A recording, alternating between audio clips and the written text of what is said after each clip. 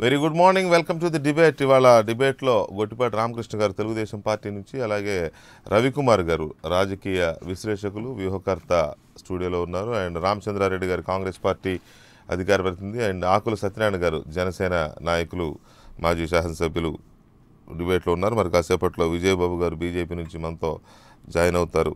ముందుగా ఎన్నికల సంఘం నిన్న ఓట్ల గల్లంతు మీద చాలాసేపు చర్చించింది. ఈ నకిలీ ఓట్లు లేదా ఓట్ల గల్లంతు విషయంలో కఠినంగా ఉంటామని చెప్తోంది. అలాగే ఈ వీవీప్యాట్లకు సంబంధించిన లెక్కింపు కూడా ఇంకా నిర్ణయం తీసుకోవాల్సి ఉంది. నివేదికలు తీసుకుంటున్నాం. ఆ నివేదికలు రాగానే దానికి సంబంధించి ఎన్ని వీవీప్యాట్లు లెక్కించాలి, ఎవరైనా డిమాండ్ చేస్తే అనే దాని మీద నిర్ణయం తీసుకుంటామని చెబుతూ కొన్ని పాసింగ్ రిమార్క్స్ చేశారు. రాజకీయ పార్టీలు వాళ్ళకు అనుకూలంగా వస్తే ఒక రకంగా, వాళ్ళకు అనుకూలంగా రాకపోతే ఇంకొక రకంగా మాట్లాడుతున్నారు. ఈవీఎంలతో ఫుట్బాల్ ఆడేసుకుంటున్నారు అని చెప్పి మాట్లాడిన సందర్భం నిన్న సాక్షాత్తు చీఫ్ ఎలక్షన్ కమిషనరే ఇలాంటి మాటలు మాట్లాడారు. రాజకీయ పార్టీలకు ఉద్దేశాలు ఆపాదిస్తూ మాట్లాడారు రవికుమార్ గారు. ఈవీఎంలతో రాజకీయ పార్టీలు ఫుట్బాల్ ఆడుకుంటున్నాయి. అసలు వీళ్ళు డెమోక్రసీతోనే ఫుట్బాల్ ఆడుకున్నారు కదా. తెలంగాణ ఎన్నికల్లో స్పష్టంగా పొరపాటు జరిగిపోయింది, సారీ అని చెప్పిన ఎలక్షన్ సీఈఓని చూసాం మనం. వాళ్ళు ఇంతవరకు ఇన్ని సంవత్సరాలు అయింది ఈవీఎంలు వచ్చి, వీవీప్యాట్లు స్టార్ట్ చేశారు. ఈవీఎంలను ఎలా ఉపయోగించాలి, వీవీప్యాట్లను ఎలా ఉపయోగించాలి, ఎన్ని లెక్క పెట్టాలి అనే దాని మీద వాళ్ళు ఇంతవరకు నిర్ణయం తీసుకోకపోగా రాజకీయ పార్టీలకి ఉద్దేశాలు ఆపాదించడం అంటే దాన్ని ఎలా చూడాలి మనం? ఒకటండి, ఈవీఎంలు అనేవి మనం ఇండియన్ ఎలక్ట్రల్ సిస్టంలో ఇంట్రడ్యూస్ చేసినాక చాలా ఎలక్షన్లు చూసి వచ్చినాం. కొన్ని పార్టీలు గెలిచినాయి, కొన్ని పార్టీలు ఓడినాయి. గెలిచిన పార్టీ ఏమో చాలా బ్రహ్మాండంగా ఉంది ఈ సిస్టమ్ అనేది చెప్తూ వచ్చారు. ఓడిపోయిన పార్టీ ఏమో ఈవీఎంలో లోపాలు ఉన్నాయి, అలా అని ఇలా అని. ఇదే టైంలో మనం ఒక పర్సన్, మన టీడీపీకి సంబంధించిన వ్యక్తి అనుకుంటా, హరిప్రసాద్ అనే వ్యక్తి, ముంబైలో దాని డెమో కూడా ఇవ్వడం జరిగింది. తర్వాత ఆయన్ని కస్టడీలోకి తీసుకోవడం జరిగింది. మొదటి నుంచి వీటిని వ్యతిరేకిస్తున్న పార్టీలు ఉన్నాయి. బట్ బేసికల్గా ఏంటంటే ఈవీఎం ట్యాంపరింగ్ అనేది అంత ఈజీ కాదండి. ఇప్పుడు మీకు వాళ్ళు ఏదైతే ఎలక్ట్రోలర్ సిస్టంలో ఆ ఈవీఎంస్ అనేవి, ఆ ఎక్విప్మెంట్ అనేది తీసుకొచ్చిన తర్వాత ఆ వేర్ హౌసెస్లో పెడతారో, there is in a process. వాళ్ళు ఏంటంటే ఒక ట్యాగ్ని దానికి అటాచ్ చేస్తారు. ఆ ట్యాగ్ని సీల్ చేశాక దాన్ని రీఓపెన్ చేయడం అనేది చాలా కష్టం. వన్స్ రీఓపెన్ అయింది అని అంటే మాత్రం ఆ ఈవీఎంని వాళ్ళు క్యాన్సిల్ చేస్తారు. దిస్ ఈజ్ ద ప్రాసెస్ అది. కానీ ఆ ఈవీఎంని బయటికి తీసుకొచ్చాక ఇప్పుడు మీ చేతిలో ఉన్న తర్వాత ఎలక్ట్రానిక్ డివైజ్ని ఎలాగైనా వాడుకోవచ్చు. బట్ వీళ్ళు తీసుకొచ్చిన డివైజ్ అనేది వేర్ హౌస్లో ఉన్న ఈవీఎం డివైజా కాదు. రెండు, ఈ ఎలక్ట్రానిక్ సిస్టంలో ఈ ఓట్లు తొలగించేస్తున్నారు అని కూడా అంటారు. జనరల్గా ఓట్లు తొలగించడం అనేది అంత చిన్న విషయం ఏమీ కాదు. దీనికి చాలా రిక్వైర్డ్ ప్రాసెస్ అనేది ఉంది బేసికల్గా. ఆ రిక్వైర్డ్ ప్రాసెస్ ఏంటి అని అంటే, ఇప్పుడు ఎవరైనా ఒక ఓటు తొలగించాలి అనుకునేటప్పుడు అక్కడ కన్సర్న్ ఉన్న బిఎల్ఓ, బూత్ లెవెల్ ఆఫీసర్కి ఇన్ఫర్మేషన్ పాస్ చేయాలి. ఆ బూత్ లెవెల్ ఆఫీసర్కి ఇన్ఫర్మేషన్ పాస్ చేసిన తర్వాత ఆ బూత్ లెవెల్ ఆఫీసర్ వెరిఫై చేసుకున్నాక మాత్రమే ఆ పర్టికులర్ ఓటును అనేది తొలగించడం జరుగుద్ది. బట్ ఏదో యాప్ల్లో చూసి తొలగించేస్తున్నారు, ఇలాంటి అపోహలు కూడా చాలా తప్పండి. అది ప్రజాస్వామ్యంలో మనమే కించపరుచుకుంటున్నాం. కానీ ఇక్కడ రెండు విషయాలు ఆలోచించాలి. ఈవీఎంలని ట్యాంపర్ చేయడం సాధ్యం కాదు అనే వెర్షన్ ఉంది, సాధ్యమే అనే వెర్షన్ ఉంది. అదే ఇప్పుడు మీరు చెప్పిన హరిప్రసాద్ ఎగ్జాంపుల్ తీసుకుంటే, అతను ప్రూవ్ చేసి డెమో చేసి ఏదో చూపించితేనే అతను అరెస్ట్ చేసి జైల్లో పెట్టారు. నిన్నగాక మొన్న అతను ఎవరో లండన్లో కూర్చుని ఒక ప్రూవ్ చేసి మమ్మల్ని ఏదో చంపేశారు కొంతమందిని చేసి. నిజమా అబద్ధం పక్కన పెడితే అనుమానాలు ఉన్నాయి, వాస్తవాలు ఉన్నాయి. నమ్మడానికి లేదు అనేవాళ్ళు ఉన్నారు, నమ్మొచ్చు అనేవాళ్ళు ఉన్నారు. ఈవీఎంలని ట్యాంపర్ చేయడం ఈజీ కాకపోయినా రిగ్గింగ్ చేయడం చాలా ఈజీ ఈవీఎంలు అనేది కూడా కనపడుతూ ఉంది. ఒక మీటర్ నొక్కితే ఇంకొకరికి పోతుంది ఓటు అనేది చాలాసార్లు ఆరోపణలు వచ్చాయి. నిన్నగాక మన సనత్ నగర్లో మీకు గుర్తుండే ఉంటుంది, ఒక మహిళ ఓటు వేస్తుంటే వాడు యువతకు లాగి ఒత్తిచ్చింది, మన విజువల్ కూడా బయటకు వచ్చింది, లీక్ అయింది. సో ఈ సందర్భంలో ప్రజాస్వామ్యంలో అనుమానానికి అవకాశం ఉండకూడదు, తీర్పు అది. అంటే ఒక విషయం అండి, అక్కడ ఈవీఎంలో బటన్ అనేది దానికి నొక్కితే ఇంకో దానికి వస్తుందా అని అంటే అది కొన్ని విషయాల్లో టెక్నికల్ ఇష్యూస్ ఉండొచ్చు. రెండు, అక్కడున్న పోలింగ్ ఆఫీసర్ ఎనీ పార్టీకి ప్రో అయ్యేటప్పుడు మీకు 3 to 5 ఆ టైం అనేది ఏదైతే ఉంటుందో ఎలక్షన్ డే రోజు, ఆ రోజు ఏంటంటే ఆ పోలింగ్ ఆఫీసర్ ఆ పోలింగ్ బూత్లో ఉన్న ఓట్లు ఇన్ని పడలేదు అని ఒక నిర్ధారణకు వచ్చిన తర్వాత తనకు అనుగుణంగా తను ఆ పర్టికులర్ ఓటర్ని ప్రేరేపించవచ్చు, అందులో డౌట్ ఏం లేదు. అయితే ఇక్కడ ఏంటంటే వీవీప్యాట్లను అందుకే కదా ఇంట్రడ్యూస్ చేసింది. నేను ఎవరికి ఓటేసానో కూడా అది కూడా ఒక ఫార్స్ అయిపోయింది కదా. అదే నేను అన్నది, అదే లెక్క పెట్టమంటే ఏదో ఒక ఈవీఎంఏ లెక్క పెడతామని చెప్పి అనడం ఎంత దుర్మార్గమైన వ్యవహారం అది. అది మొన్న తెలంగాణ ఎలక్షన్లో మనం చూడడం జరిగింది. అక్కడే స్టార్ట్ అయిన తర్వాత ఏంటంటే దీని మీద పెద్ద ఎత్తున ఏంటంటే అనుమానాలు అనేవి ఇంకా బలపడడం అనేది జరిగింది రాజకీయ పార్టీలకి. బట్ ఇక్కడ ఒక్క విషయం గమనించాలి, ఇదే ఈవీఎంలతో బీజేపీ గెలిచింది, ఇదే ఈవీఎంలతో కాంగ్రెస్ గెలిచింది, ఇదే ఈవీఎంలతో టీడీపీ గెలిచింది. దేశంలో ఉన్న డిఫరెంట్ రాజకీయ పక్షాలు వాళ్ళ పలు సందర్భాల్లో ఇదే ఈవీఎంల ద్వారానే జరిగిన ఎలక్షన్ ప్రక్రియలోనే గెలవడం జరిగింది. ఆ రోజు గెలిచిన రోజు కూడా వీటి మీద మాకు అనుమానాలు ఉన్నాయని చెప్పుంటే నిజంగా మనం అందరం ఆలోచించాల్సిన విషయమే. ఓడిపోతేనే ఈవీఎంలు ఈ రోజు కాంగ్రెస్ గుర్తొచ్చిందా? కాంగ్రెస్ 10 ఏళ్ళు 2 టర్ములు అధికారంలోకి వచ్చినప్పుడు ఈవీఎంలతోనే కదా అధికారంలోకి వచ్చింది. ఈరోజు కొత్తగా ఈవీఎం, మరి ఆ రోజు వాళ్ళు అధికారంలో ఉండేటప్పుడు ఆ ఈవీఎంలో ఉన్న లోపాలేంటి, ఎలక్షన్ కమిషన్కి సరైన గైడ్ లైన్స్ ఇచ్చి ఏదైతే తయారు చేస్తుందో ఈసీఐఎల్ మన ఆర్గనైజేషన్. అదే పాయింట్ ఇక్కడ, అదే పాయింట్. ఇప్పుడు కాంగ్రెస్ పార్టీ ఓడిపోతేనే ఈవీఎంలు ఇట్లా గుర్తొస్తున్నాయి అని అంటే ఇప్పుడు వాళ్ళు 3 రాష్ట్రాల్లో గెలిచినా కూడా వాళ్ళు తప్పు పడుతున్నారు. ఒక పాయింట్, ముఖ్యమంత్రిగా ఉన్నప్పుడు నరేంద్ర మోడీ తప్పు పట్టిన వాళ్ళే. జేవీఎల్ నాగేశ్వరరావు సెఫాలజిస్ట్గా అద్భుతమైన ఇది ఉన్నప్పుడు బుక్కే రాశాడు ఈవీఎంలో ఒక చెత్త అని. ఇప్పుడు ఆయన సమర్థించుకునే పరిస్థితి. సో ఇలాంటి ఇవి ఉన్నాయి. కాబట్టి నేను అనేది అందుకే పార్టీల గురించి పట్టించుకోకండి. ఎలక్షన్ కమిషన్ అనేది ప్రజాస్వామ్యాన్ని పరిరక్షించాల్సిన ఒక వ్యవస్థ. అనుమానాలకు అవకాశం లేదు. ఒక తీర్పు విషయంలో జడ్జిగా తీర్పిచ్చే ఎన్నికల సంఘం తీర్పు విషయంలో అనుమానాలు లేకుండా తీర్పు ఇవ్వాలి. అలాంటప్పుడు ఎందుకు ఇంత అనుమానాస్పదంగా ఇంతమందికి డౌట్స్ ఉన్నప్పుడు వాటినే పట్టుకుని మేము వేలాడతాం అనేది ఒక రకంగా ఫూలిష్నెస్ అవుద్ది డెమోక్రసీలో. ఎక్కడ కూడా ఈవీఎం ట్యాంపరింగ్ అనేది అఫీషియల్గా ఎవరు ప్రూవ్ చేయలేరండి. మీకు అదే చెప్తున్నా, లండన్లో ప్రూవ్ చేసినా, ముంబైలో ప్రూవ్ చేసినా ఆ ఈవీఎం మెషిన్ అనేది మీ చేతిలోకి వచ్చిన తర్వాత మీరు ఎలా అయినా చేయొచ్చు ట్యాంపరింగ్ అనేది, because it is an electronic device.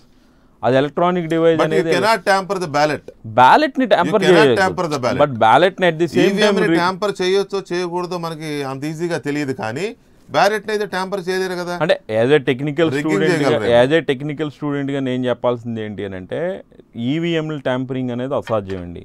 అది దుష్ప్రచారం మాత్రమే. ఎందుకంటే పూర్తి స్థాయి అవగాహన ఉన్న వ్యక్తులు ఎవరు కూడా ఈవీఎంని ట్యాంపర్ చేయొచ్చు అని అనడానికి లేదు. 2, మీరు అన్నట్టు ఏంటంటే రిగ్గింగ్ అవకాశాలు ఉన్నాయనంటే మీరు ఇందాక చెప్పినట్టే ఆ పర్టికులర్ ఏజ్ గ్రూప్ ఆమె వచ్చి నేను పలానా దానికి ఓటేయాలి అని అంటే అక్కడ ఉన్న పోలింగ్ ఆఫీసర్ మీద ఉండాల్సిన పోలింగ్ ఆఫీసర్ నిష్పక్షపాతంగా వ్యవహరించకన్నా దాని బదులు దీనికి గుద్దితే దాన్ని ఎవరేం చేయలేరు. అదేంటంటే పోలింగ్ ఆఫీసర్ తాలూకు డిస్క్రిప్షన్. ఇప్పుడు ఈ టెక్నాలజీ ఎప్పుడు కూడా మరింత పారదర్శకంగా, మరింత వేగవంతంగా, మరింత అక్యురేట్గా ఉండడానికి ఉపయోగపడాలి. కానీ అన్ని అనుమానాలతో అన్నీ ఇది చేసుకుంటూ ఇప్పుడు బ్యాలెట్తో వెళ్ళాం. రామచంద్రారెడ్డి గారు గుడ్ మార్నింగ్. ఇప్పుడు ఒకవేళ బ్యాలెట్తో ఎలక్షన్ జరిగింది, అక్కడెక్కడైనా రిగ్గింగ్ జరిగినట్టుగానో లేకపోతే ఒక 100 ఓట్లు తేడాతోనో ఓడిపోయినప్పుడు రీకౌంట్కి వెళ్ళారు అనుకోండి, మొత్తం బ్యాలెట్లు లెక్క పెడతారు, అన్ని బ్యాలెట్లు లెక్క పెడతారు. అవును, దట్ ఈస్ ద ప్రాసెస్. అది చూసాం మనం. కానీ ఇక్కడికి వచ్చేసరికి వీవీప్యాట్లు లెక్క పెట్టమంటే వాళ్ళ ఇష్టం. ఎన్నికల సంఘం ఎంత ఇది చేసిందంటే మొన్నటి ఎలక్షన్లో అంటే మేము చెప్పిందే వేదం, మీరు ఎవరు మాట్లాడడానికి లేదు, ఏదో ఒక బూతులు లెక్కెట్టేసి ఇదే మొత్తం తీర్పు అని చెప్పేసే దౌర్భాగ్యమైన స్థితిలో మాట్లాడారు వాళ్ళు. అరే మొత్తం స్టేట్లో ప్రజాస్వామ్యం తీర్పే నవ్వుల పాలైపోయింది అని అంటే సారీ పొరపాటు జరిగింది అని చెప్పి సారీ చెప్పేసి అంటే సారీ చెప్తే తీర్పు తిరిగి వస్తుందా? ఈ పరిస్థితుల్లో మాట్లాడమంటే ఆయన రాజకీయ పార్టీలకు ఉద్దేశాలు ఆపాదిస్తున్నారు. చీఫ్ ఎలక్షన్ కమిషనర్ గారు ఢిల్లీ నుంచి విజయవాడ వచ్చి మరీ ఆపాదించి వెళ్తున్నారు. ఓట్లు గల్లంతు లేకపోతే ఓట్లని మాయం చేయడం, ఇది రాజకీయ పార్టీలు చేసే తప్పు. దాన్ని ఖండించాల్సిందే. అధికారంలో ఉన్న పార్టీలు ఎవరైనా కూడా ఇలాంటి దురాఘాతాలకు పాల్పడుతున్నాయి, దాన్ని అడ్డుకుందాం. పౌరులందరూ అవేర్ అవ్వాల్సిందే, తమ ఓటును కాపాడుకోవాలి. కానీ ఈ తీర్పుని వెలువరించే విషయంలో ఎందుకు వీళ్ళింత గుడ్డిగా ఉంటున్నారు ఎలక్షన్ కమిషన్ అనేది ఇష్యూ ఇక్కడ. వెంకటకృష్ణ గారు అందరికీ నమస్కారం. నమస్కారం. మొన్న తెలంగాణ ఎన్నికల్లో మర్రి శశిధర్రెడ్డి గారు మొదటి నుంచి ఈ ఓట్ల తొలగింపు ఎలా జరిగింది, ఇది ఒక ప్రాసెస్ ప్రకారంగా అధికారులు కుమ్మక్కై వాళ్ళు ఏ విధంగా తొలగించారు, ఎవరిని సెలెక్ట్ చేసుకొని తొలగిస్తున్నారని చెప్పేసి ఎలక్షన్ కమిషన్కి డే 1 రోజు నుంచి కంప్లైంట్ చేయడము, అందులో జరుగుతున్నటువంటి అవకతవకలను ప్రతిదీ ప్రూఫ్తో చూపించారు మా పార్టీ నాయకులు. అయినప్పటికీ ఎలక్షన్ కమిషన్ స్పందించలేదు. ఓట్లు తొలగిస్తే స్పందించలేదు, కొంత దొంగ ఓట్లు చేర్పించుకుంటే స్పందించలేదు, కొన్ని ప్రాంత ప్రజలు ప్రత్యేకించి ఐడెంటిఫై చేసి వీళ్ళ తొలగిస్తున్నారని చెప్తే వాళ్ళే పట్టించుకోలేదు. ప్రతిపక్షాలు ఇచ్చినటువంటి ఏ కంప్లైంట్ను స్వీకరించకుండా ఎన్నికలు జరిపిన మొట్టమొదటి ఎన్నికలు తెలంగాణ ఎన్నికలు. ఈ ఎన్నికలు జరుగుతున్న సందర్భంలో మొన్న పంచాయతీలో కూడా చూసాం. కొడంగల్ సంబంధించిన అసెంబ్లీలో కాంగ్రెస్ పార్టీ ఎన్ని పంచాయతీలు గెలిచింది, ఎమ్మెల్యేకి ఏ విధంగా ఓట్లు వచ్చింది అంటే ఇక్కడ పూర్తిగా ఈవీఎంల మీద ప్రజలకు అనుమానాలు ఉన్నాయి. ఆ రజిత్ కుమార్ గారు చెప్పారు సారీ అని. ఆయన కూడా ఆ రోజు ఏమి వినిపించుకోకుండా ప్రతిపక్షాల యొక్క గొంతులోకే పసిమని చేశారు. ఈ ఏదైతే జడ్జిలు ఉన్నారో ఎలక్షన్ కమిషన్స్ వాళ్ళు మేధావులు అదే ఈ యొక్క దేశం యొక్క ప్రజాస్వామ్యాన్ని కాపాడాలి కానీ ఒక పార్టీకి తొత్తులుగా వ్యవహరించకూడదు. దురదృష్టవశాత్తు మొన్న ఎన్నికల్లో అదే జరిగింది. ఈవీఎం అనేది ఒక ఎలక్ట్రానిక్ మిషన్ను ఎవరు ఏ విధంగా వాడుకోవచ్చు. దాంట్లో మనం అందరం చదువుకున్న వాళ్ళమే. కంప్యూటర్లో కొన్ని ఆప్షన్స్ ఉంటాయి, మన సెల్లోనే ఆప్షన్స్ ఉంటాయి. ఒక వ్యక్తి ఫోన్ చేస్తే అతనికి రింగ్ అవుద్ది కానీ మనకు రింగ్ కాకుండా మనం అతని బ్లాక్ లిస్ట్ పెట్టుకోవచ్చు. అంటే పరికరాన్ని యూజర్ ఏ విధంగా అయినా తనకు అనుకూలంగా వాడొచ్చని అన్ని సందర్భాల్లో ప్రూవ్ అయింది. మనమంతా చదువుకున్న వాళ్ళమే. మన మొబైల్ లాంటిదే ఈవీఎం కూడా. మనం ఏ విధంగా అయినా దాన్ని మార్చుకోవచ్చు. అక్కడ ఉన్నటువంటి ఆఫీసర్ ఎలక్షన్ కమిషనర్ కానీ లోపల ఉన్నటువంటి పోలింగ్ ఆఫీసర్ కానీ కుమ్మక్కైతే ఏ సందర్భంలోనే మార్చవచ్చు. మొన్నటి తెలంగాణ ఎన్నికల్లో స్పష్టంగా జరిగింది అదే. దాని యొక్క ఎవిడెన్స్ కూడా ఉన్నాయి. దాన్ని కోర్టు కూడా సబ్మిట్ చేశారు, కోర్టు కూడా స్వీకరించింది. అంటే ఎలక్షన్ కమిషన్ అనేది పూర్తిగా ఫెయిల్ అయింది మొన్నటి ఎన్నికల్లో. తెలంగాణలో జరుగుతున్నటువంటి ఎన్నికల నిర్వహించడంలో కేంద్ర ఎన్నికల సంఘం కానీ రాష్ట్ర ఎన్నికల రజిత్ కుమార్ గారు కానీ పూర్తిగా ఫెయిల్ అయ్యారు. అయిపోయిన తర్వాత తప్పైందనే సరిదిద్దుకుంటే ప్రజాస్వామ్యం కూని అయిన తర్వాత ఇంకా మళ్ళీ దాన్ని రికవరీ చేయలేం కదా, మరో 5 years. అందుకే ఎన్నికల సంఘం ఎట్టి పరిస్థితుల్లోనూ అన్ని రాజకీయ పార్టీల అభ్యర్థులు హడావుడిగా పెట్టారు. ముఖ్యంగా ఎలక్షన్ ఏంటంటే ఒక పార్టీకి ఇన్ఫర్మేషన్ అంత ఇచ్చి ఆ పార్టీ అడిగిన డేట్లకు ఎలక్షన్ ఫిక్స్ చేశారు కానీ మిగతా పార్టీలను కానీ ప్రజాస్వామ్యాన్ని పట్టించుకోకుండా జరిగితే ఎలక్షన్స్ ఈ విధంగానే ఉంటాయి. వాళ్ళు అన్ని రాజకీయ పార్టీల అభిప్రాయం తీసుకొని దానికి సంబంధించిన డేటాతో రావాలి ముందుకు. విజయ్ బాబు గారు, ఇక్కడ ఎన్ని ఎలక్ట్రానిక్ డివైస్ లేదా ఏదైనా ఆధునికత వచ్చిన పరికరంతో ఏదొచ్చినా దానికి ఇమీడియట్గా కౌంటర్ టెక్నాలజీ వచ్చేస్తూ ఉంది. మొబైల్ వచ్చింది, దానికి జామర్ వచ్చింది. యుద్ధంలో వాడే రాకెట్ లాంచర్ వచ్చింది, దాన్ని డైవర్ట్ చేసే రాకెట్ లాంచర్ ప్రయోగిస్తే దాన్ని డైవర్ట్ చేసే టెక్నాలజీ ఆటోమేటిక్గా వచ్చేసింది. శాటిలైట్లను కూడా మార్చేసే పరిస్థితి వచ్చింది. శాటిలైట్ సిగ్నల్స్ను కూడా అంటే ఒక శాటిలైట్ సిగ్నల్ని జామ్ చేసి లేకపోతే దాన్ని ట్రాక్ చేసే ఇది వచ్చినప్పుడు అదే పెద్ద ఈవీఎంని మేనేజ్ చేయడం పెద్ద కష్టం నేను అనుకోవట్లే ఇప్పుడున్న పరిస్థితుల్లో. సో ఈ సిచ్యువేషన్లో ఓకే, దాని మీద నమ్మకం కొంతమందికి ఉంది, అనుమానం కొంతమందికి ఉంది. గెలుపు ఓటములతో సంబంధం లేకుండా వ్యతిరేకిస్తున్న వర్గాలు చాలా ఎక్కువ ఉన్నాయి భారతదేశంలో, లేవని కాదు.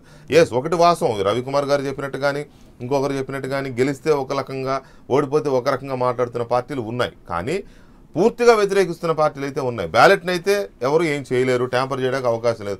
మహా అయితే రిగ్గింగ్, అదే రిగ్గింగ్ ఇక్కడ జరుగుతోంది, సేమ్ రిగ్గింగ్ ఇక్కడ కూడా జరుగుతుంది. అలాంటప్పుడు అనుమానాస్పదంగా ఉన్న ఈ తీర్పు రావడం అనేది దాన్ని ఎందుకు నిరోధించకూడదు? ఎందుకు దాన్నే పట్టుకుని వేలాడడం ఎలక్షన్ కమిషన్ కూడా? ఇప్పుడు అసలు మనం బ్యాలెట్ పేపర్ నుంచి ఎలక్ట్రానిక్ ఓటింగ్కి వెళ్లాల్సిన అవసరం ఎందుకు వచ్చిందనేది ముందు అసలు దాని మూలం ఆలోచించినట్టయితే బ్యాలెట్ ఎన్నికల ప్రక్రియలో ఎన్ని అరాచకాలు ఈ దేశంలో జరిగాయో మనం చూసాం. డబ్బాలు తీసుకెళ్ళి డ్రైనేజీలో పడేయటం, లేకపోతే అందులో ఇంకో పోసేయటం, బ్యాలెట్ పేపర్లో చించేసేయటం, పరిగెత్తుకుంటా దీంట్లోకి దూసుకెళ్ళిపోయి సెక్యూరిటీ ఉన్నా కూడా ఇలాంటి అరాచకాలు అనేకం చూసాం. ఇక అతను ఓడిపోతున్నాడు అనేటువంటి ఒక ఇదే అనుమానం వచ్చినట్టయితే కార్యకర్తలని వాళ్ళ ప్రాణాలని పణంగా పెట్టి బలిపెట్టి చేసిన అరాచకాలు దురాగతాలు ఒకటి కాదు రెండు కాదు. సో ఈ బార్బేరియన్ కల్చర్, ఈ కల్చర్ నుంచి ఎలా దీన్ని ముందుకెళ్ళాలనే ప్రక్రియతోనే ముందు ఎన్నికల సంస్కరణలకు శ్రీకారం చుట్టారు. ఆ దరిమిలానే ఇది మొదలైంది ఎలక్ట్రానిక్ ఓటింగ్ అనేది. ఎలక్ట్రానిక్ ఓటింగ్ అయిన తర్వాత కొన్ని సంవత్సరాల పాటు సజావుగానే సాగి ఎవరికి ఎలాంటి అనుమానం రాలేదు. ఎత్తుకుపోవడం, పగల కొట్టడం అంటే ఆ స్థాయిలో లేదండి, ఎక్కడ లేదు, చాలా వరకు జరిగాయి. అయితే ఓవరాల్గా చూసుకున్నట్లయితే ఒక ట్యాంపరింగ్ అనే అనుమానమే కాదు, అసలు ఎన్నికల సంస్కరణలు అనేటువంటివి ఒక నిరంతర ప్రక్రియ. ఇంత పెద్ద జనాభా ఉన్న దేశంలో it is a continuous process. చాలా కాలం నుంచి అది జరుగుతూనే వస్తుంది. ఇందాక మిత్రులు చెప్పారు ఏది ఓట్ల తొలగింపు అనేది. ఓట్ల తొలగింపు విషయానికి వచ్చినట్టయితే ఎంత బాధాకరం అంటేనండి, యూరోప్లో అది కూడా బ్రీఫ్గా అంటే ఇందులో ఇక్కడ ఇది కూడా ఉంది, నాకు సంబంధించింది కూడా.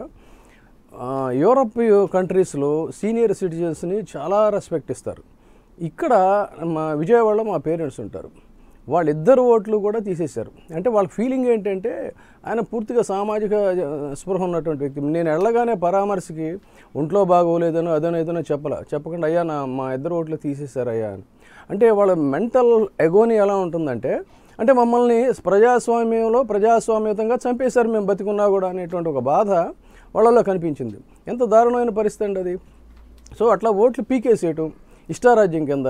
తర్వాత ఇందాక ఏం చెప్పినట్టు తెలంగాణలో నాకు తెలుసు, ఎందుకంటే నా వైఫ్ కూడా గవర్నమెంట్ ఆఫీసర్ కాబట్టి అక్కడ అంటే ఇది సంయుక్త ఆంధ్రప్రదేశ్లో ఈ ఫీలింగ్ అనేటువంటిది విపరీతంగా ప్రగాఢంగా ఉన్నప్పుడు బై ఎలక్షన్స్ వస్తే ఏం చేశారంట, వచ్చిన వాళ్ళని వచ్చినట్టుగా ఎన్జిఓస్ అక్కడ కూర్చున్నటువంటి పోలింగ్ ఆఫీసర్స్ చలో చలో ఓ అని వాళ్ళేంటి ఎదురు చెప్పలేనటువంటి ఒక భయానక స్థితి ఉంది కదా ఆ రోజున.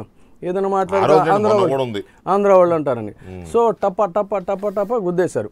నిన్న కూడా స్పెషల్ ఫ్లైట్స్ చేసి ఎన్జిఓ నాయకుల్ని ఢిల్లీ తీసుకెళ్ళడం ఉద్దేశం ఏంటంటే రేపు పొద్దున వాళ్ళే పోలింగ్ ఏజెంట్లుగా ఉంటారు. సో వాళ్ళని బుజ్జగించేటువంటి ప్రక్రియ ఎన్ని హిడెన్ ఎజెండా ఉంటుందండి ప్రతిదానికి కూడా. అంటే ఏ రకంగా చూసినా ఎలక్షన్స్ని ఇష్టారాజ్యం కింద వాడుకునేటువంటి ఒక పరిస్థితి. ఒకప్పుడు పాజిటివ్గా చెప్తున్నాం, చంద్రబాబు నాయుడు గారు అంటే ఎంప్లాయీస్కి హడల్, ఎక్కడ వస్తాడో ఏంటో అని చెప్పి కూర్చొని పనిచేసే పరిస్థితి. ఇవాళ హాయిగా ఆయన పక్కన కాలు మీద కాలు వేసుకొని ఆ ఫుట్ కూడా ఆయనకి డైరెక్ట్ చేస్తూ కాలు ఊపుతా వచ్చేటువంటి అధికారులు, బరి తెగించిన అధికారులు వచ్చారంటే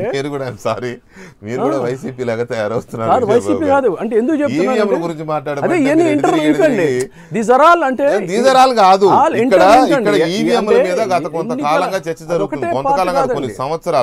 అదొకటే ప్రజా తీర్పు ఒక నట్షెల్లో మనం ఎన్ని ఎక్కడో కొంతమంది నాయకులు లేదా తెలంగాణ ప్రక్రియ కూడా చెప్పారు, తెలంగాణ వ్యవహారం కూడా చెప్పాను కదా. అంటే ఒక టోటల్ ఓవరాల్ చెప్పారా లేదా ఎన్నికల ప్రక్రియ నేను అడుగుతున్నది అది కాదు. ఈవీఎంల మీద ఎందుకు ఇంత మంకుపట్టు? అదే చెప్తున్నాను, ప్రజా తీర్పుని అది మాయం చేస్తుంది. వస్తా అంటే ముగింపులో ఆ పాయింట్కి వస్తాను, ఇక్కడ పాయింట్ లింక్ మిస్ అవును బ్రీఫ్గా. అందుకే నట్షెల్లో చెప్తున్నాను అన్న. ఒక నట్షెల్లో చూసుకుంటే ఎవరికి వాళ్ళు అధికార దాహంతో ఇదయ్యేటువంటి వాళ్ళు ఏ రకంగానైనా దీన్ని ఒక ప్రహసనంగా మార్చి తమకు అనుకూలంగా మార్చుకునే ప్రక్రియలో ఎక్కడ లోపాలు ఉంటే అక్కడ వాటిని చేసుకునే పరిస్థితుల్లో ఇవాళ ఈవీఎంలు అనేటువంటిది గతంలో బ్యాలెట్ పేపర్ కంటే కూడా ఫార్ బెటర్. అయితే మీరు అన్నట్టుగా ఏంటంటే ఎలక్ట్రానిక్ డివైసెస్ని ట్యాంపర్ చేసేటువంటి అవకాశం ఉందా అంటే అది ఏదో మీరు చెప్పినట్టుగా ఒకటో రెండో అయితే పర్వాలేదు. ఫర్ ఎగ్జాంపుల్ మన రాకెట్ లాంచర్స్ ఉన్నాయండి, మీరు చెప్పిన ప్రక్రియ ప్రకారంగా చేసినట్టయితే పాకిస్తాన్లో కూర్చొని మన క్షిపణులను కూడా వాళ్ళు ఆపరేట్ చేయొచ్చు. మరి ప్రపంచంలో ఇంతవరకు అలాంటి సంఘటన జరగల. అంటే కొన్ని అంశాలు ఏంటంటే అది ఆ ఫార్ములా వాళ్ళు ఎలక్షన్ కమిషనర్ కూడా చెప్పింది ఏంటంటే ఈ సెటప్ ఇదంతా కూడా మాకు సంబంధించింది. సో దీన్ని అమెరికాలో తయారు చేసిన ఈవీఎం మోడల్తో దీన్ని కంపేర్ చేసి చూడలేము, ఇట్ ఈస్ ఇంపాసిబుల్ అని చెప్పి చెప్పారు. ఒకవేళ దేశవ్యాప్తంగా ఇంత పెద్ద రబస జరుగుతుంటే వాళ్ళు అన్నది ఏంటంటే మీరు రండి డెమో చేయండి మీరు అని ఒక ఆఫర్ ఇచ్చారు, వాళ్ళు ఓపెన్ ఆఫర్ ఇచ్చారు. సో ఇది బీటింగ్ అరౌండ్ ద బుష్ కాదు, ఓపెన్గా మీరు టెక్నికల్గా ప్రూవ్ చేయండి అని ఒక ఆఫర్ ఇచ్చినప్పుడు ఎవరైనా వెళ్ళారా మరి ఆ రోజున? వెళ్ళలేదు కదా. అంటే ఏంటి, ఖచ్చితంగా ఇది ఒక నిరాధారమైనటువంటి అల్లరి. డెమో ఇచ్చినేమో తీసుకెళ్లి జైల్లో పెడతారు. అదే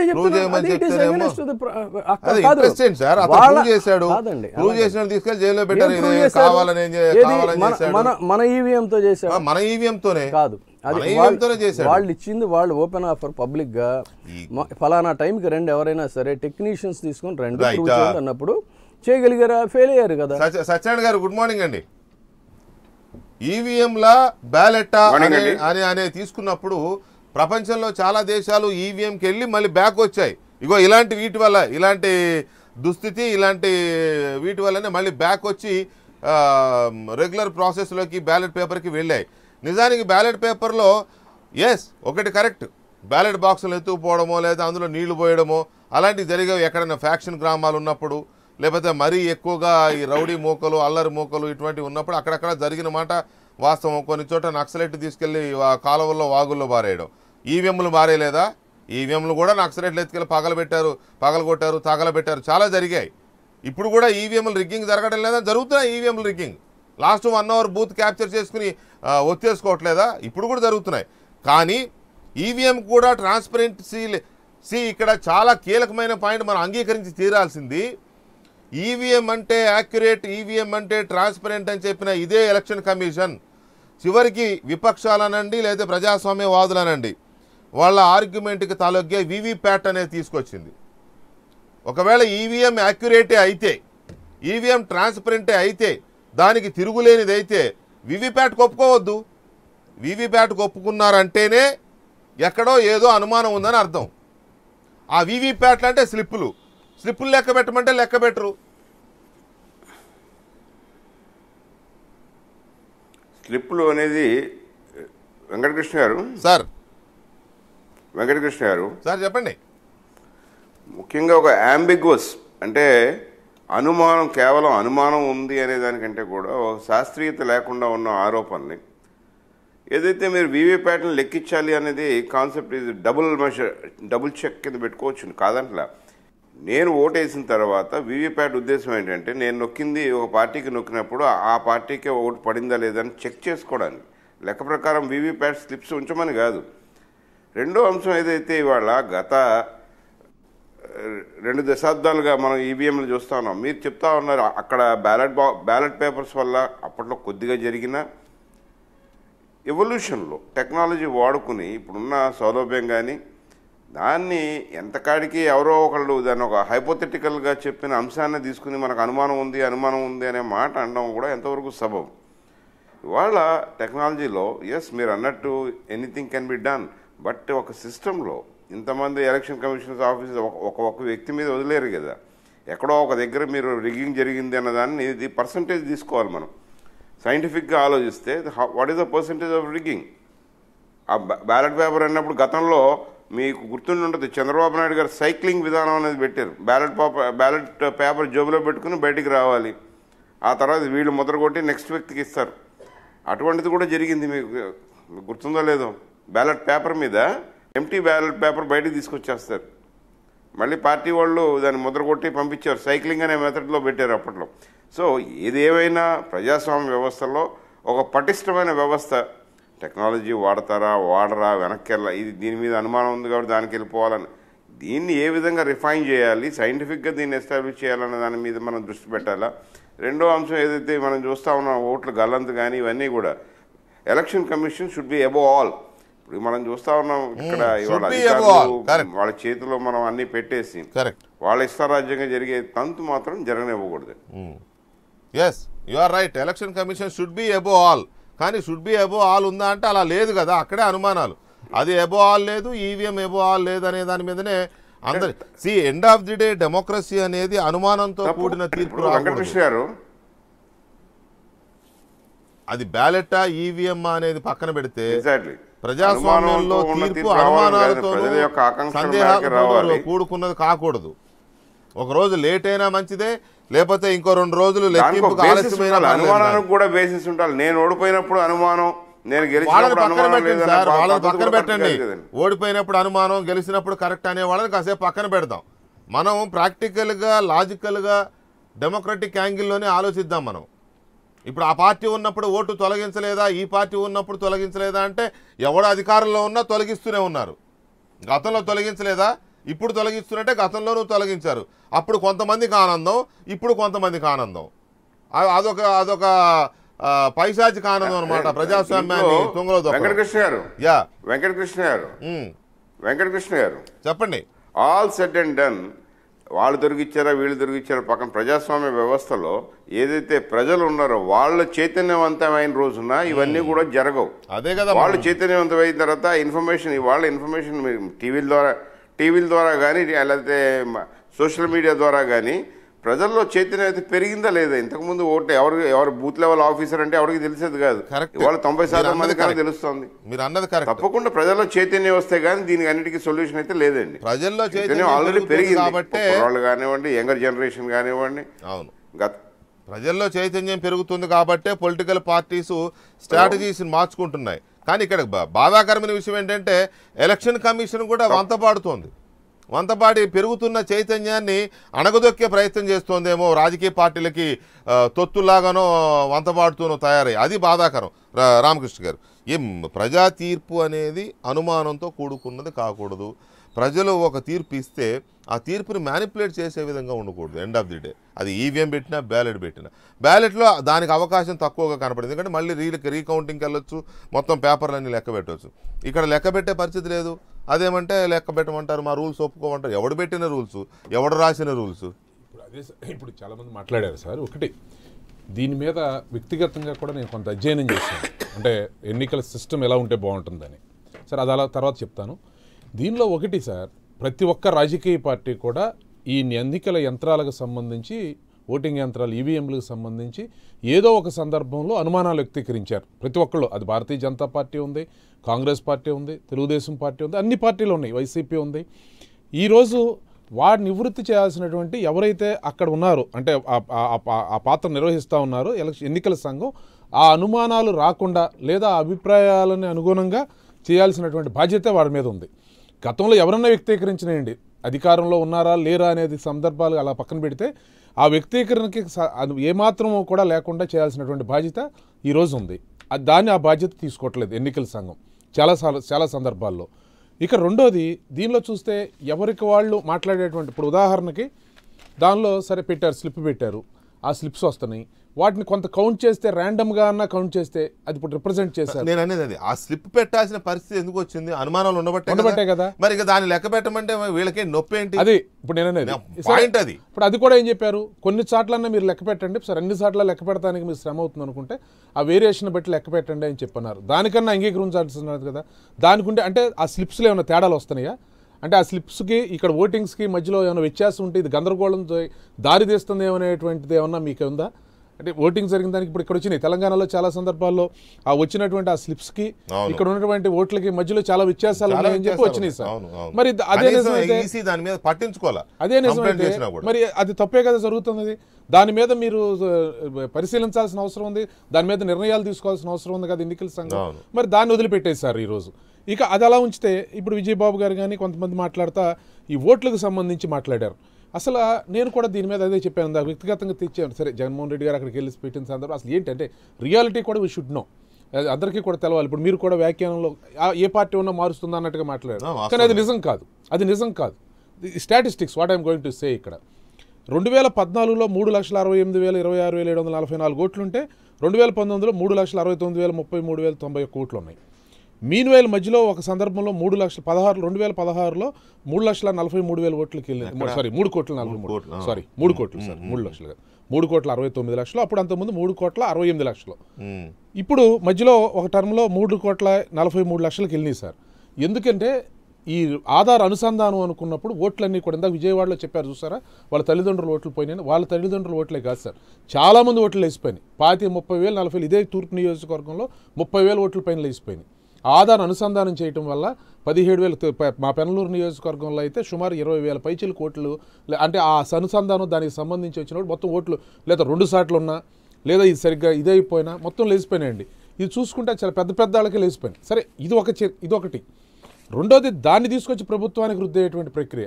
దీనిలో ఇది స్టాటిస్టిక్స్ అంటే డెఫినెట్గా మీరు ఏం చెప్పినా ఆ ఓట్లు తొలగించడం కానీ లేకపోతే నకిలీ ఓట్లు కానీ ఇటువంటి విషయాల్లో అధికారంలో ఉన్న పార్టీ పాత్ర ఉంటుందనేది ఇంకా దాన్ని మనం కొట్టిపారేయలేం. ఎలక్షన్ కమిషన్ అనేది ఒక వ్యవస్థ అయినా కూడా దానికి పనిచేసే ఉద్యోగులు అధికార పార్టీ నేపథ్యంలో. నేను ఇక్కడ ఒక మాట, మీరు నిశ్చితమైన అభిప్రాయానికి వచ్చినప్పుడు లేదంటే మీకుండే అనుమానాలు అయితే నివృత్తి చేకూరుతాను. సరే, నిశ్చితమైన అభిప్రాయానికి వచ్చినప్పుడు నేను మార్చలేను.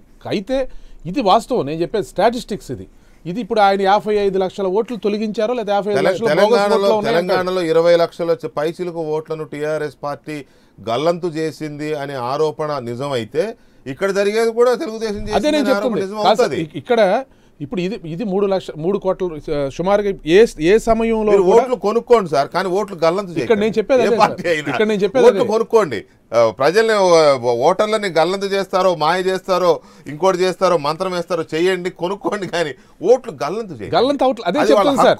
నేను అనేది మీరందరూ ఒక నిశ్చితమైన అభిప్రాయానికి వచ్చి లేదా గతంలో జరిగిందో నేను చెప్పేది 2014 నుంచి 2019 మధ్యలో ఉన్న స్టాటిస్టిక్స్ ప్రకారం ఏ సమయంలో కూడా 15 లక్షల ఓట్లు ఒక అనుసంధానం అయినప్పుడు పోయినాయి. దానికి సంబంధించి చాలా సందర్భాల్లో అలా ఓటర్ల ఎన్రోల్మెంట్ జరుగుతూ ఉంది. ఏ రాజకీయ పార్టీకి ఆ రాజకీయ పార్టీ జనరల్గా అప్రమత్తంగానే ఉంటారు, ఒకళ్ళు తొలగించేది కాదు. అలా పోయిన వాళ్ళలో అందరూ ఉన్నారు. ఇందాక చెప్పాను ఈ రెండు నియోజకవర్గాల్లో మాయి చాలా ఓట్లు పోయినాయి. మళ్ళీ మేము అప్పటికప్పుడు వెరిఫై చేసుకున్నప్పుడు నా ఓటు వెరిఫై చేసుకున్నాను. నా ఓటు వెరిఫై చేసుకోవాల్సిన పరిస్థితి వచ్చింది. అందరూ ఉన్నాం దానిలో, ఏదేమి అది ఇక్కడ దీనిలో ఏంటంటే అది తొలగించారు ప్రభుత్వం ఏదో అనేటువంటి పదాన్ని, అది కూడా 55 లక్షల ఓట్లు బోగస్ ఓట్లు చేర్చారని చెప్పారు. నేను అనేది ఏంటంటే ఇక్కడ స్టాటిస్టిక్స్ ప్రకారం ఎందుకు చెప్తున్నానంటే 3,68,00,000 2014లో ఉంటే మీరు చెప్పిన లెక్క ప్రకారం తొలగింపులు పోని అనుకుంటే 3,50,00,000 వస్తే అంటే 15 లక్షల ఓట్లు 16 లక్షల ఓట్లు తొలగించబడినాయి ఏదో సందర్భంలో. ఈరోజు మరలా 3,69,00,000కి ఈరోజు వచ్చింది. అంటే మీరు చెప్పేటువంటి 55 లక్షల ఓట్లు చేరిందే నిజమైతే 4 కోట్లకి వెళ్ళాలి కదా. లేదు డిలీషన్స్ మీరు 50 లక్షల ఓట్లు డిలీట్ చేశారు అని అనుకుంటే 3 కోట్లకు రావాలి కదా. అది నేను చెప్పేది. ఇప్పుడు మీరు అందరూ నిశ్చితాభిప్రాయానికి వస్తారు. నేను కూడా అవుటర్ గా తిరిగి అంటే బయట ఉన్నప్పుడు కొంత అభిప్రాయానికి వస్తారు, నోటర్గా వస్తారు. మీరు ఆఫ్ కోర్స్ మీరు దాన్ని అలా జరగలేదు అని మీరు చెప్తుండొచ్చు, మీ నమ్మకాన్ని కాదన్ను. కానీ ఒకటి మాత్రం వాస్తవం, ఓట్ల చేరికలో కానీ లేకపోతే ఓట్ల తొలగింపుల్లో కానీ అక్కడక్కడ స్థానిక నాయకులు కానీ లేకపోతే పార్టీల పరంగా కానీ అక్రమాలు జరుగుతున్నమాట వాస్తవం. అది మంచిది కాదు. పర్టికులర్గా అధికారంలో ఉన్న ప్రభుత్వానికి సంబంధించిన పార్టీ, అది తెలంగాణ కావచ్చు, ఆంధ్రప్రదేశ్ కావచ్చు, మధ్యప్రదేశ్ కావచ్చు, సిమ్లా కావచ్చు, ఇంకోటి కావచ్చు, ఎక్కడైనా సరే జరుగుతున్నది ఇదే. అది మంచిది కాదు. అది మంచిదని ఎవరు అంటలేదు సార్. అంటే నేను ఇక్కడ చెప్పేది దయచేసి నేను ఇక్కడ ఎన్నికల సంఘం సంస్కరణల గురించి చెప్తున్నా సార్. అంటే ఇది రాజకీయ పార్టీల మీద లేదా అధికారాల మీద. రెండోది ఇప్పుడు మేమందరం గ్రాడ్యుయేట్స్ సంబంధించి ఓట్లకి నమోదుకి ఇచ్చాం సార్, అందరం ఇచ్చాం. ఎన్ని ఓట్లు తిరస్కరణ గురినాయో విజయబాబు గారు అందరికీ తెలుసు. ఇక్కడ అంటే ఎన్నికల సంఘం యొక్క ప్రాధాన్యత నేను చెప్తా ఉన్నాను. ఎన్నికల సంఘం తీసుకోవాలి. చెప్పండి రామచంద్రారెడ్డి గారు, చెప్పండి. పెద్దలు మీరు అట్లా ఆ సజెషన్ చెప్పకూడదు. ఎందుకంటే మీలాంటి సీనియర్ జర్నలిస్టులు నేను ఏమంటున్నాను, సజెషన్ నేను చెప్పింది ఎందుకు చెప్పారంటే దానికి ఒక నేపథ్యం ఉంది. రామచంద్రారెడ్డి గారు, ఎస్ మీరు అన్నదాన్ని ఓ జర్నలిస్ట్ అయ్యండి ఓట్లు కొనుక్కోండి కానీ అని మీరు అనకూడదని మీరు అంటున్నారు. నేను అనడానికి ఒక నేపథ్యం ఉంది. అసలు ఓటు హక్కునే కాల రాస్తే అది ఇంకా దుర్మార్గం కదా, ఒక పాయింట్. రెండో పాయింట్, జగన్మోహన్ రెడ్డి గారు నిన్న అనంతపురంలో ఏం చెప్పారండి? చంద్రబాబు నాయుడు 3,000 ఇస్తే వద్దు 5,000 ఇమ్మని తీసుకోమని చెప్పారు ఆయన. మరి దాన్ని ఏమనాలా? రాజకీయ పార్టీలు ఓట్ల కోసం ఏమైనా మాట్లాడితే గానీ మీలాంటి సీనియర్ జర్నలిస్టులు మేము ఓటు హక్కునే కాలు రాయొద్దు అంటున్నాం. అమ్ముకుంటాడా అమ్ముకోడా అనే సెకండ్ ఓటు అసలు అమ్ముకోకూడదు. అదే సార్ మీరందరూ చెప్పేస్తే లైసెన్స్ వచ్చినట్టు దానికి. ఇప్పుడు మేము చెప్తే లైసెన్స్ వచ్చినట్టు కాదండి. ఇప్పుడు మేము ఇవ్వద్దని చెప్తే మీరు ఆగుతారు, మేము ఇమ్మని చెప్తే మీరు ఇస్తారా? మీరు ఏ చెప్పని ఎలా మీరు చేస్తారు? లోపాయకరంగా చేసే లోపాయకరంగా కొనుక్కునే విధానం వేరు, అఫీషియల్ గా లీగల్ చేయడం వేరు. లీగల్ చేసేసారండి, లీగల్ చేసేసారు. ఇంకా దాని గురించి డీప్ గా వెళ్తే చాలా చాలా వస్తాయి. లీగల్ చేసేసారు. మూకుమ్మడిగా ఎన్నికల సంస్కరణల గురించి, ఎన్నికల సంఘం చేయాల్సినటువంటి అంశాల గురించి మాట్లాడాల్సి మనుషులమే సార్. అందుకే చెప్తున్నా డైరెక్ట్ గా, ఓటు హక్కు అనేది ఉంటే అమ్ముకోవడమో కొనుక్కోవడమో లేదా నిజాయితీగా వేయడమో జరుగుతుంది. హక్కే లేకుండా ఒకటి వాస్తవం తొలగించకూడదు, ఓటు హక్కు తొలగించకూడదు. గ్రామాల్లో ఓటు హక్కు లేకపోతే చనిపోయినట్టు ఫీల్ అవుతారు. అందుకే నేను అన్నది హక్కును ఉంచండి ముందు, అమ్ముకోవడం కొనుక్కోవడం వాళ్ళు ఇచ్చినటువంటి కొన్ని సంస్కరణలో సరే అంటే ఇది ఆరోపణలు వచ్చినాయి కాబట్టి మళ్ళీ చెప్తున్నా సార్ దాని చుట్టే. ఇప్పుడు మరలా ఏంటంటే నామినేషన్ వేసే ఆఖరి రోజు వరకు కూడా ఓటు ఎన్రోల్ చేసుకోవచ్చు అని చెప్పి ఎలక్షన్ కమిషన్ చెప్తుంది. అంటే ఆఖరి రోజు వరకు కూడా. అంటే ఈ డిలీషన్స్ చేయటం వల్ల కూడా, అంటే కక్షగట్టి కొందరి ఓట్లు తీసేయటం వల్ల కూడా ఏ విధమైనటువంటి అవకాశం ఉండదు. ఇది గతంలో ఏంటంటే అవకాశాలు ఉండేవి కాదు. అంటే ఒకసారి ఫైనల్ ఓటర్ లిస్ట్ వచ్చిన తర్వాత ఎన్రోల్మెంట్ ఉండేది కాదు సార్. ఇవాళ ఎన్రోల్మెంట్కి కూడా అవకాశం ఉంది. అంటే నేను చెప్పేది ఊరిని అనవసరమైనటువంటి ఆరోపణలు దాని గురించి మాట్లాడుకుంటే ఎంత తక్కువ మాట్లాడుకుంటే అంత మంచిది. ఆఖరి రోజు వరకు ఎన్రోల్మెంట్ చేసుకోవచ్చు అన్నారు. తీరా బూత్కి వెళ్తే కొత్త ఓటర్ల జాబితా లిస్టే లేదు అక్కడ. ఏజెంట్ దగ్గరను ఎంప్లాయీస్ అక్కడ ఉన్న స్టాఫ్ దగ్గర పాత లిస్ట్ ఉంది. కొత్తగా జాయిన్ చేసుకున్న వాళ్ళు వెళ్తే లిస్టులో లేదు, వెళ్ళిపోమన్నారు. అలా తిరిగి వచ్చిన వాళ్ళు ఇంతమంది ఉన్నారు తెలంగాణ. అది ఎన్నికల సంఘం తప్పిదం సార్. నేను అంటున్నది ఎన్నికల సంఘం గురించి. మీరు అనవసరంగా బుధాన వేసుకుంటారు. నేను మొదటి నుంచి తప్పుపడుతున్నది ఎన్నికల సంఘం గురించే. మా మీద అంటే ఇక్కడ చెప్పేది ఏంటంటే వీళ్ళు వెళ్ళి అక్కడికి వెళ్ళలేదు ప్రభుత్వం ఓట్లు తొలగింపు అది గురించి మాట్లాడుతున్నారు. మాకేమి మాకు సంబంధించిన దాన్ని మా మీద రుద్దుతున్నారు అంటున్నారు సార్. సింపుల్ ఇక్కడ ఈ ఎన్నికల నిర్వహణలో పొరపాట్లు జరిగాయి, క్షమించండి అని స్వయంగా ఎన్నికల CEO ఒప్పుకున్నప్పుడు ఆ ఎన్నిక చెల్లదు. అవును, ఇంకా దానికి తిరుగులేదు. ఇంకా తీర్పు అది తీర్పు, ప్రజా తీర్పు. ఆ తీర్పే పొరపాటు జరిగింది మా వల్ల రాంగ్ ఇది వచ్చింది అని ఒప్పుకున్నాడు ఆయన. ఒప్పుకున్నాడు, తీర్పు చెల్లదు. ఆయన నడిచిపోయింది. భారతదేశం ఇండియన్ డెమోక్రసీలో నడిచిపోయింది, ఏదైనా నడిచిపోయింది. పోలైన ఓట్ల కిన్ను అక్కడ వచ్చిన దీనికి వీవీప్యాట్లకి చాలా తేడా ఉంది అని చెప్పి కేసేస్తే న్యాయ వ్యవస్థలో దిక్కులేదు, ఈసీలో దిక్కులేదు. అవును, అతను మాత్రం సస్పెండ్ చేశారు ఒక వికారాబాద్ కలెక్టర్ మాత్రం. అంటే అవకతవకలు జరిగినాయి. అందువల్ల పార్టీల గురించి ఇష్యూ కాదు ఇక్కడ. పార్టీలు రాజకీయమే చేస్తాయి, ఎలా గట్టెక్కాలా అనే చూస్తాయి. కానీ ఈసీ ఏమి ఉంది అనేది ఇప్పుడు అర్థమైందా పాయింట్ రవికుమార్ గారు? ఇక్కడ ఈసీ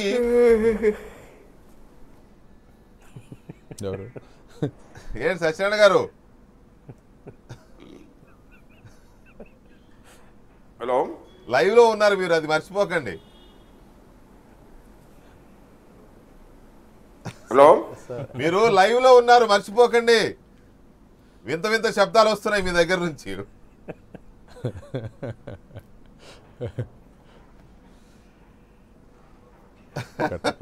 రైట్, మనం ఇంకొక టాపిక్కి వెళ్దాం. మోడీ మొన్న గుంటూరు పర్యటనకు వచ్చినప్పుడు, నరేంద్ర మోడీ గారు గుంటూరు పర్యటనకు వచ్చినప్పుడు ఆయనకి సరైన గౌరవం దక్కలేదు రాష్ట్ర ప్రభుత్వం నుంచి కానీ, లేకపోతే ఇక్కడున్న పార్టీ వైపు నుంచి కానీ సరైన గౌరవం దక్కలేదు అని బీజేపీ వైసీపీలు ఆవేదన వ్యక్తం చేస్తున్నాయి.